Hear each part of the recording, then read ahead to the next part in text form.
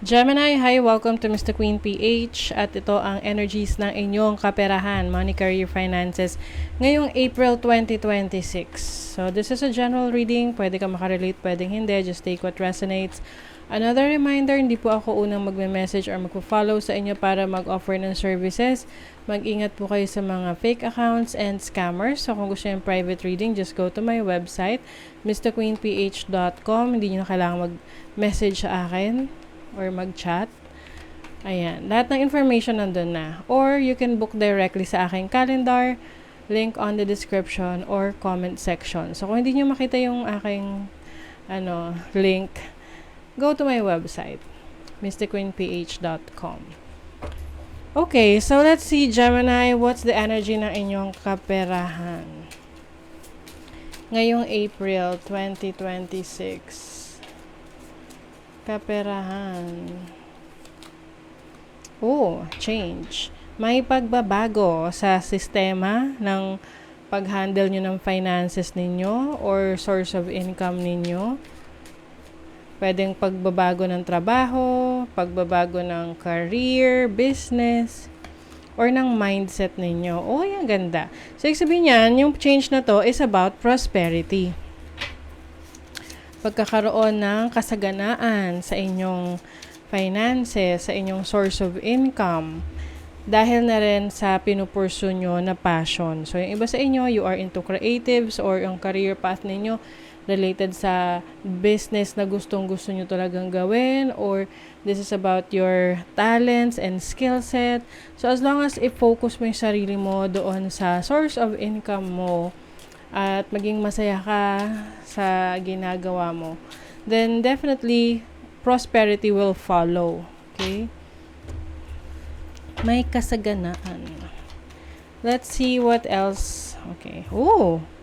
That makes sense, no? With the death card, this is about transformation, change. May endings, may new beginnings. Yung iba sa inyo, meron kayong iiwanang career, trabaho, or business for something new, or merong magko-close na chapter sa life nyo, sa career ninyo, to try something new. So, merong new beginnings. You also have the Lovers, which is about commitment. So, meron kayong papasukin commitment. Yung iba sa inyo, business partnership. This is something that you've been waiting for, na pwedeng dati hindi siya natuloy. Ngayon, finally, it's going to happen. You have the Six of Cups. Dati mo na itong inaasikaso, dati mo ng plano, pero pwedeng isinantabi mo. So, ngayon, haharapin mo na talaga yung passion mo, saan ka masaya, saan mas nagkakaroon ng creativity, ng flexibility for you. You have the Ten of Swords, the Magician, and the Nine of Swords. So, yun nga lang, medyo stressful muna siya, no? Pwedeng yung transformation na yan, yung tinatawag na yung paglipat, transition, ayan, can be challenging, minsan nakaka-stress, but this is something that you need to focus on, or harapin mo talaga siya, kasi it's time to step into your own power. To be your own boss, or yung iba sa inyo, finally, mas magtitiwala na kayo sa kakayanan ninyo, na kaya nyong ipaglaban. Some of you will also give yourself time to enjoy nature.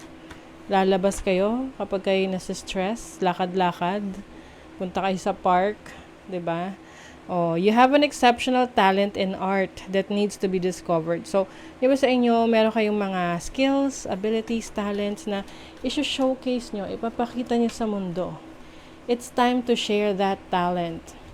And also, you need to balance your career and personal life. So, yung iba sa inyo, kung meron kayong relationship, ibabalance nyo yung time and energy nyo sa relasyon at sa trabaho, career path ninyo, para wala namang mag-suffer, diba? Maayos yung sitwasyon. And kung single ka naman, this is about yourself. Like, hindi puro trabaho lang trabaho. Hindi porket single ka at wala kang iniintinding iba. puro trabaho na lang nasa isip mo. Siyempre, kailangan mo rin bigyan ng attention ang iyong sarili. Self-love, self-care, 'di ba? Ayan, meron ka mga long-term plans for your finances. Hanggang retirement mo na yan. So, maaring iba sa inyo, you are finally taking action, or yung iba, pinaplano nyo pa lang. But at least, meron kayong guide, meron kayong sinusunod, 'di ba? Budget planning. O ayan, puro pagpaplano rin for you, Gemini. Lalo na ngayon na, alam mo na, may nakaambang krisis sa atin. So, it's time to plan your expenses. Tsaka, kumbaga, maging aware ka sa income mo, sa cash flow mo, para naman madali mo siyang ma-budget. Okay? So, that is your reading, Gemini. Thank you so much. See you again.